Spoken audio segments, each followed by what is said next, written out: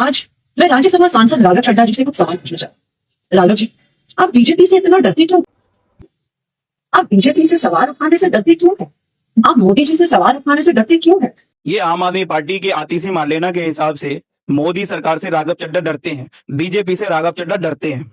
अब इन लोगों के हिसाब से कैसे डरते हैं बीजेपी से राघव चड्ढा, वो मैं आपको समझाता हूं।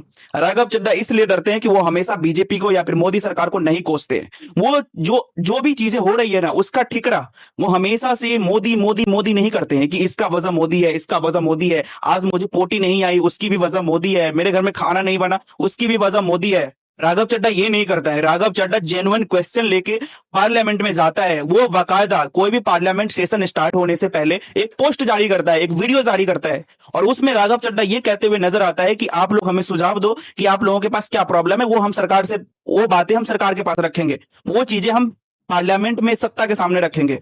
लेकिन इन लोगों के हिसाब से मतलब राघव चड्ढा बीजेपी से डरते हैं। भाई राघव चड्ढा ने वो चीजें कर दिया है ना, वो चीजें कर रहा है लोअर क्लास मिडिल क्लास के लिए।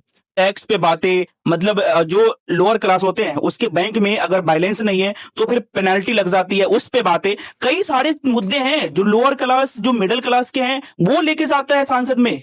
लेकिन तुम्हारा जो वो संजय सिंह है वो क्या करता है, वो हमेशा से प्रोपेगेंडा सेट करता है, लेकिन कभी भी जनता की आवाज नहीं उठाता। कभी भी लोअर क्लास मिडिल क्लास में क्या चल रहा है, जनता के पास क्या प्रॉब्लम है, वो प्रॉब्लम लेके कभी भी पार्लियामेंट में नहीं जाता है। सिर्फ जो भी हो रहा है देश में सारा सबका जिम्मेदार मोदी ही है। यही करता है तुम्हारा वो संजय सिंह, और कुछ नहीं करता है। और तुम लोग राघव चड्ढा को कोस रहे हो कि राघव चड्ढा मोदी से डर रहा है। अरे वो मोदी से नहीं डर रहा है, वो उसकी पॉपुलैरिटी ही इतनी हो गई है केजरीवाल से भी ज्यादा कि तुम लोग उसे बर्दाश्त नहीं कर पाए और उसे आज हटा दिए हो अपने डिप्टी लीडर से।